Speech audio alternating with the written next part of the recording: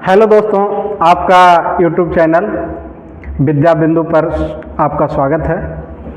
आज जो है इतिहास प्रारंभ किए हैं। तो सबसे पहले हम लोग जानते हैं कि इतिहास है क्या, इतिहास किसको कहते हैं और इतिहास को कितनों भागों में बांटा गया है।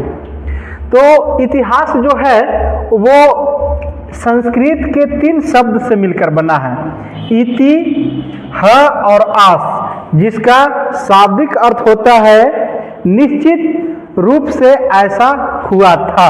यानी कोई ऐसी घटना जो एकदम निश्चित रूप से कोई घटित हुई है और उसका जो क्रमबद्ध अध्ययन करने का जो तरीका होता है उसको हम लोग इतिहास कहते हैं।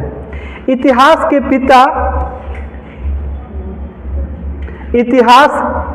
पिता हेरोडोटस को माना जाता है। इतिहास को एक अलग विषय के रूप में हेरोडोटस ने स्थापित किया था। इतिहास के जनक या पिता जो हेरोडोटस थे, उन्होंने अपनी जो सबसे पहली पुस्तक लिखे थे उसका नाम है हिस्टोरिका। ये हिस्टोरिका नामक पुस्तक हेरोडोटस ने सबसे पहले लिखा और इतिहास जो सामाजिक विज्ञान के अंतर्गत आता है उससे एक अलग विषय के रूप में हेरोडोटस ने प्रतिस्थापित किया था। इतिहास के जहाँ तक परिभाषा की बात करें तो ये परिभाषा है इतिहास की, यानी हम लोग कहते हैं कि प्राचीन काल में, अतीत में जितनी भी घटनाएं घटी है उसके क्रमबद्ध ज्ञान को इतिहास कहते हैं। लेकिन उसे भी बेहतर एक परिभाषा है जो मैं अपने स्तर से बनाया हूँ, वह है मानव के सामाजिक, आर्थिक, राजनैतिक एवं सांस्कृतिक जीवन के निरंतरता एवं परिवर्तन को इतिहास कहते हैं। यानी मानव के जब से मानव का इस धरती पर प्रादुर्भाव हुआ है, प्रारंभ से लेकर के आज तक मानव के जितने भी सामाजिक, आर्थिक, राजनैतिक एवं सांस्कृतिक जीवन में जो परिवर्तन हुआ है और निरंतर परिवर्तन होते रहा है, तो उसी निरंतरता एवं परिवर्तन को, अध्ययन को हम लोग इतिहास कहते हैं। अब इतिहास के अध्ययन के सुविधा के लिए 3 भाग में बांटा गया है। इतिहास को 3 भाग में बांटा गया है। पहला है आपका प्राक इतिहास, यह है प्राक इतिहास।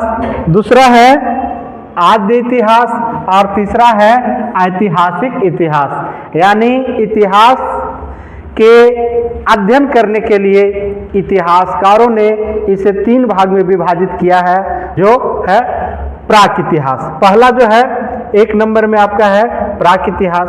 आखिर प्राक इतिहास कहते किसको हैं? प्राक इतिहास हम उस इतिहास को कहेंगे जिस समय मनुष्य बिल्कुल अनपढ़ था, पढ़ना लिखना नहीं जानता था और उस समय का कोई लिखित साक्ष्य या कोई लिखित विवरण उपलब्ध नहीं है, तो वैसे इतिहास को हम लोग प्राक इतिहास कहेंगे।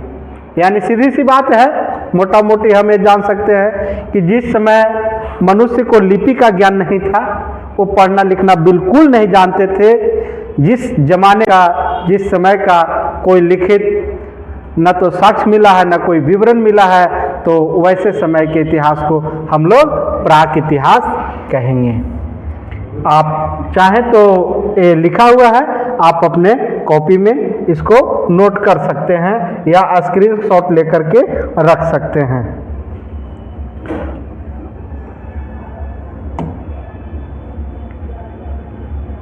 दूसरे नंबर पर प्राक इतिहास के बाद आता है आद्य इतिहास। राइट, आद्य इतिहास। आद्य इतिहास किसको कहेंगे? जिस समय मनुष्य पढ़ना लिखना सीख गया था, लिपि का ज्ञान उनको हो गया था, लिखना पढ़ना जानते थे और लिखित सामग्री, लिखित साक्ष्य भी उपलब्ध है, लेकिन उसे अभी तक पढ़ा नहीं गया है। तो वैसे काल के इतिहास को, वैसे समय के इतिहास को हम लोग उसे आद्य इतिहास कहेंगे।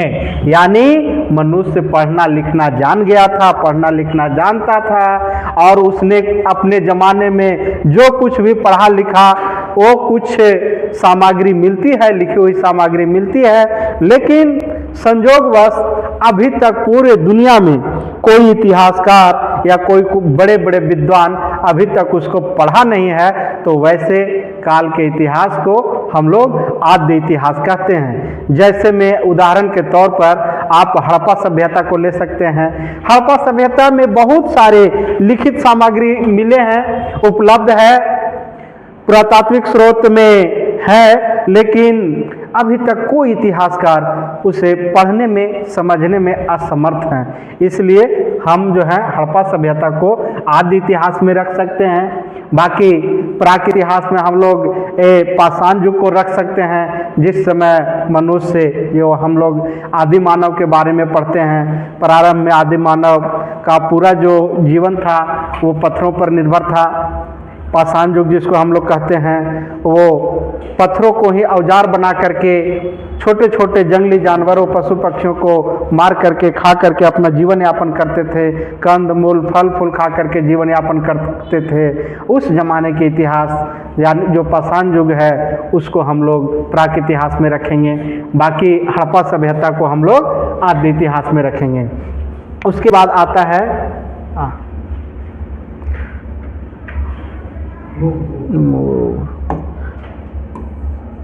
उसके बाद आता है आपका ऐतिहासिक इतिहास।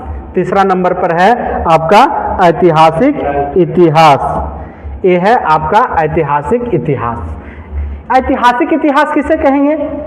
जिस समय मनुष्य पढ़ना लिखना जानता था, लिखित साक्ष्य यानी प्रमाण उपलब्ध है और उसे पढ़ा भी जा सकता है।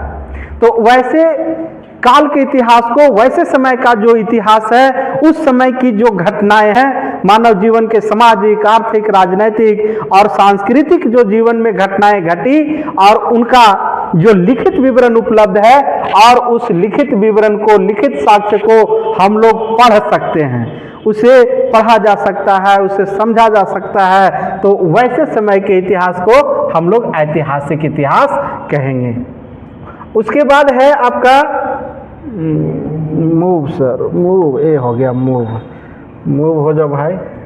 अब है भारतीय इतिहास। तीनों हम लोग इतिहास समझ गए, प्राक इतिहास, आद्य इतिहास और ऐतिहासिक इतिहास। एक बार फिर से मोटा मोटी हम समझ लेते हैं। प्राक इतिहास यानी अनपढ़ युग, जिस समय कोई लिखित पढ़ाई लिखाई का कोई नामो निशान नहीं था।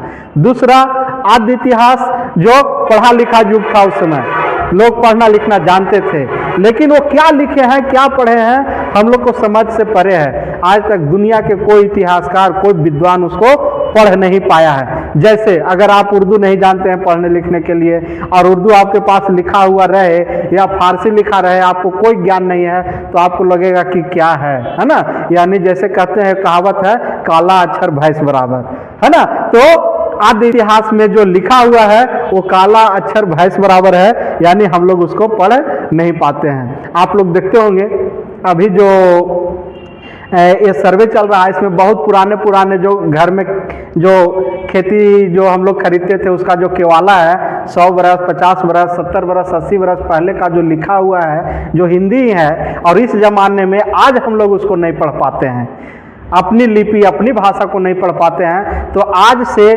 4000 5000 साल पहले जो मनुष्य लिखा और वो जो लिखित विवरण उपलब्ध है उसको पढ़ना तो बड़ा मुश्किल है। उसी में से एक जो है आप लोग जानते होंगे कि राइट, ये 1837 ईस्वी में 1837 ईस्वी में जेम्स बहुत इंपॉर्टेंट है, कई बार एग्जाम में पूछा गया है। जेम्स प्रिंसेप नामक एक व्यक्ति है जो अशोक के शिलालेख को पढ़ने में सफल हो जाता है। यानी अशोक जो मगध सम्राट का राजा था, मगध साम्राज्य का राजा था, उनका जो अभिलेख है, उन्होंने जो अपने पत्थरों पर, स्तंभों पर, गुफाओं में जो अभिलेख लिखवाए थे, जो अशोक अपनी जनता को उपदेश देना चाहते थे, और वो उपदेश कोई नहीं पढ़ पाया था, उसको आद्य इतिहास में रखा जाता था। लेकिन 1837 ईस्वी में जेम्स प्रिंसेप नामक एक व्यक्ति ने अशोक के शिलालेख को पढ़ने में सफलता पाई, और अशोक क्या लिखा है, लोगों को अशोक क्या संदेश देना चाहते थे, उस जमाने के सामाजिक, आर्थिक, राजनीतिक एवं धार्मिक स्थिति कैसा था, ये पूरा जब हमें शिलालेख में मिल गया तो वो जो शिलालेख जो आद्य इतिहास का हिस्सा था वो अब ऐतिहासिक इतिहास का हिस्सा बन गया। तो उसी प्रकार से हड़प्पा सभ्यता की जो लिपि है, हड़प्पा सभ्यता में जो लिखित सामग्री है, अगर आने वाली पीढ़ी, आने वाले कोई विद्वान अगर उसको पढ़ लेते हैं, अगर वो समझ जाते हैं कि हड़प्पा सभ्यता के लोग क्या क्या लिखा है, उसमें क्या लिखा हुआ है, क्या पढ़ा हुआ है, तो वो आद्य इतिहास से कहाँ आ जाएगा, ऐतिहासिक इतिहास में आ जाएगा जब उसे पढ़ा जाएगा तब। लेकिन अभी तक वो आद्य इतिहास में है। अब है इतिहास, मूव हो जाएगा, मूव हाँ, अब कह रहा है कि भारतीय इतिहास, राइट में आ जाना है ना, राइट, यहाँ पे थोड़ा सा गड़बड़ हो गया है लिखने में, है ना। भारतीय इतिहास, भारतीय इतिहास, भारतीय इतिहास।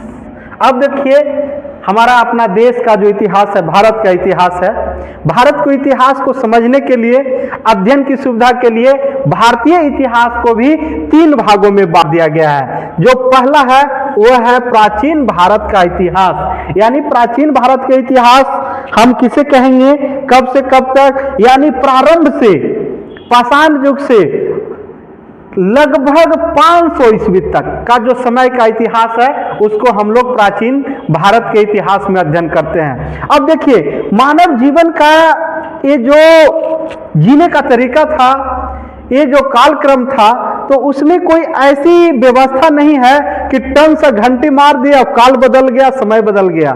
ये जो मानव जीवन में परिवर्तन होता है वो बिल्कुल धीरे धीरे धीरे धीरे होता है। जैसे आज ही देख लीजिए, आज से 20 वर्ष पहले का समय और आज का समय में कितना अंतर है।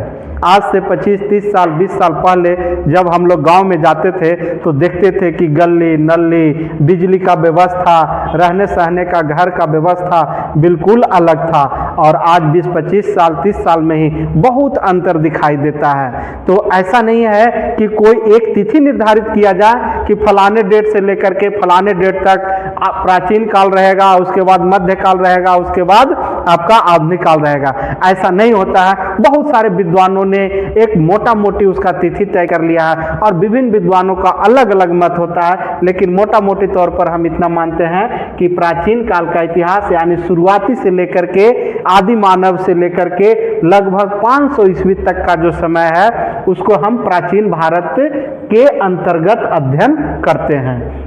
उसके बाद दूसरा आ जाता है आपका मध्यकालीन भारत का इतिहास, यानी 500 ईस्वी से लेकर के 1500 ईस्वी तक। यानी हम लोग पढ़े हैं कि 1498 ईस्वी में भारत में सबसे पहले वास्को डी गामा आया था, यानी लगभग 1500 ईस्वी हो गया। 1500 ईस्वी के शुरुआती दौर में हमारे देश में विदेशियों ने आना प्रारंभ कर दिया था। अब जब हमारे देश में विदेशी लोग घुसना शुरू कर दिया, विदेशी लोग आना शुरू कर दिया, तो हमारे समाज के, हमारे देश के सामाजिक, आर्थिक, राजनीतिक, धार्मिक जीवन को काफी हद तक प्रभावित किया। हमारे समाज में बहुत सारे परिवर्तन हुए, बड़े बड़े उद्योग धंधों का विकास हुआ, बड़ी बड़ी मतलब जो है कंपनियां लगी, बहुत सारे परिवर्तन हुए।